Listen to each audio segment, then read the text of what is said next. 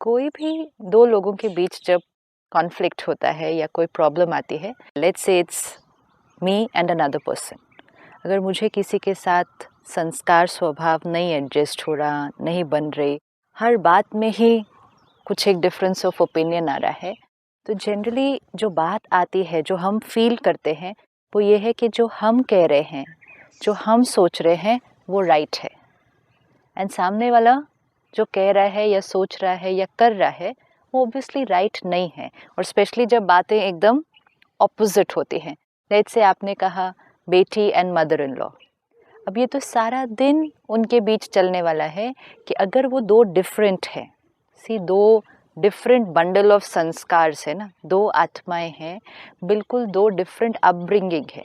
जब एक माँ और बेटी भी है, मदर इन लॉ तो अलग हुआ, माँ और बेटी जो एक ही घर में, एक ही परिवार, जेनेटिकली भी कनेक्टेड है, हम कहेंगे पेरेंट्स के कई संस्कार बच्चों को मिलते हैं, इतनी स्ट्रॉन्ग अटैचमेंट होने के बाद भी डिफरेंस ऑफ ओपिनियन आता ही है, क्योंकि संस्कार अलग अलग हैं। यहाँ क्या है, पेरेंट और चाइल्ड में बॉन्डिंग बहुत स्ट्रॉन्ग है, फाउंडेशन प्यार की बहुत स्ट्रॉन्ग है, और इसीलिए एक्सेप्टेंस, क्योंकि लव मीन्स एक्सेप्टेंस।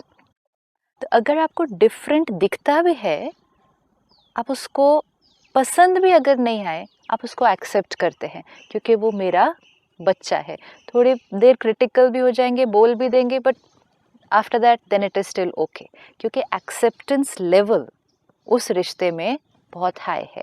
लेकिन अब ये बेटी जब दूसरे घर जाएगी, जहाँ कई सालों की एक अलग कंडीशनिंग हुई हुई है, वो कितने बजे उठते हैं, क्या खाते हैं, क्या करते हैं, उनके सही और गलत के जो पैरामीटर्स हैं, उनकी राइट्स एंड रॉन्ग्स की जो डेफिनेशंस है, और इस बच्चे की जो राइट्स एंड रॉन्ग्स की डेफिनेशन है, दे कम्प्लीटली डिफरेंट।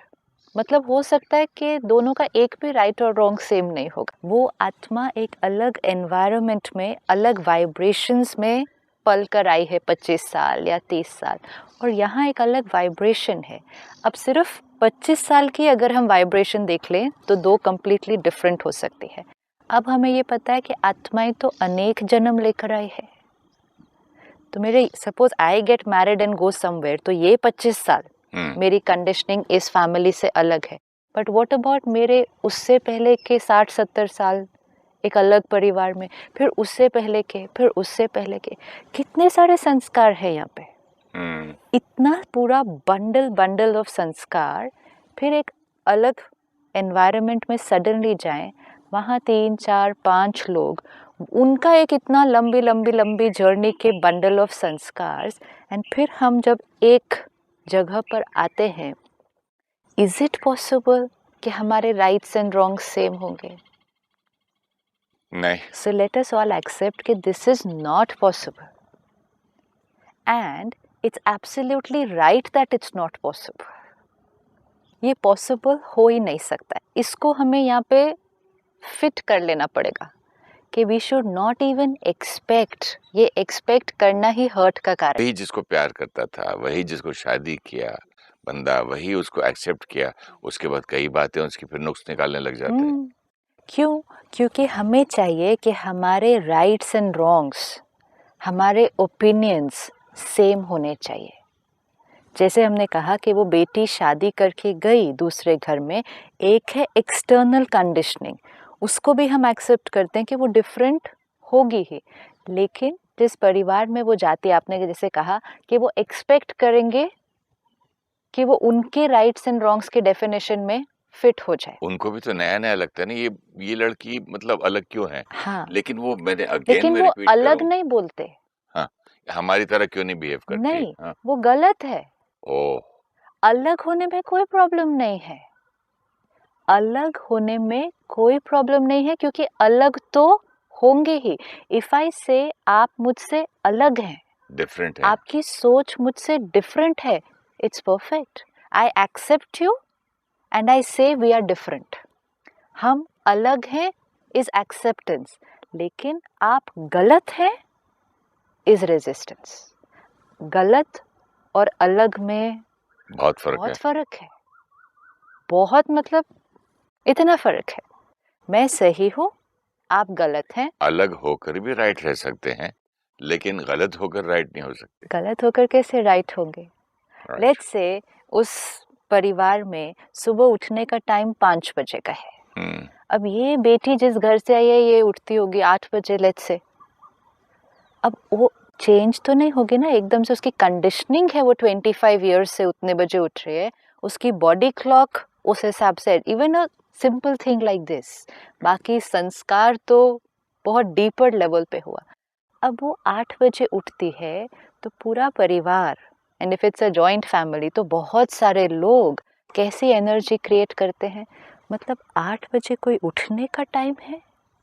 क्या सिखाया इसको इसके पेरेंट्स ने? आज कहेगी आज भी मैं 60 साल की हूँ, मैं सुबह उठकर 5 बजे किचन में हूँ और ये महारानी अभी तक उठी ही नहीं। You know the kind of things that we can think and say over a small habit. ये बहू हो या जो भी XYZ, यही पर्सन जो 5 बजे नहीं उठ सकता इस घर में शादी के बाद, वो 5 बजे क्यों उठता है जब प्लेन पकड़ना है? तो ठीक है, उसके पास भी लॉजिक है। ठीक है, मुझे फ्लाइट तो एक आधी बार लेनी है ना, इसका मतलब ये थोड़ी मैं रोज सुबह 5 बजे उठ जाऊंगी। क्यों मैं रोज सुबह 5 जॉब बजे ऐसा मिल उठूंगी? जाए जो रोज 5 बजे तब जाना ठीक है, मुझे जरूरी होगा तो मैं उठूंगी।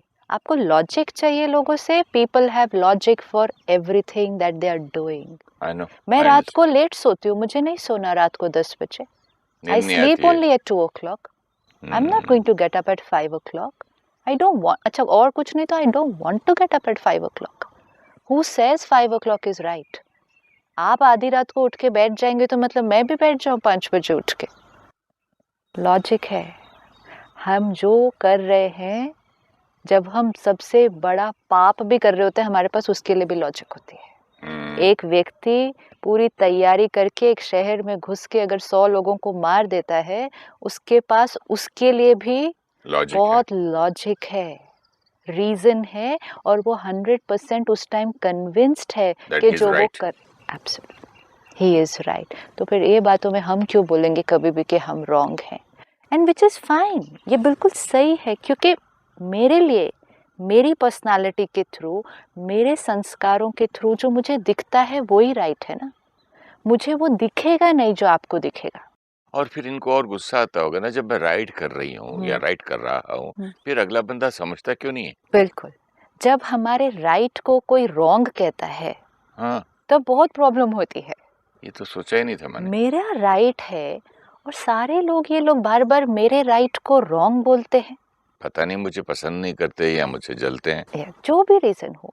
और जब मेरे राइट को ये लोग रॉन्ग बोलने लगते हैं, तब मैं इनके राइट को मैं रॉन्ग बोलना शुरू कर देती हूँ। अगर 5 बजे उठना फैमिली के लिए सही है, लेकिन वो जो बच्चा 8 बजे उठ रहा है वो उसको बार बार रॉन्ग बोलेंगे, तो वो बच्चा, जो पेरेंट्स 5 बजे उठ रहे हैं, वो कहेंगे 5 बजे ही रॉन्ग है उठना। And very soon you have 2 people. And ये mother in law and daughter in law में क्या, ये तो आज पेरेंट और बच्चों में भी हो रहा है। पेरेंट्स सारा दिन में बच्चे को कितनी बार कह देते हैं कि आप रॉन्ग हो। आज तो बहुत ज़्यादा है। अगर एक पेरेंट एक बच्चे के लिए सारा दिन में ये 10 बार भी सोच ले कि ये बच्चा गलत है, तो फिर बच्चे के अंदर भी बहुत जल्दी कौन सी थॉट आएगी कि ये पेरेंट गलत है।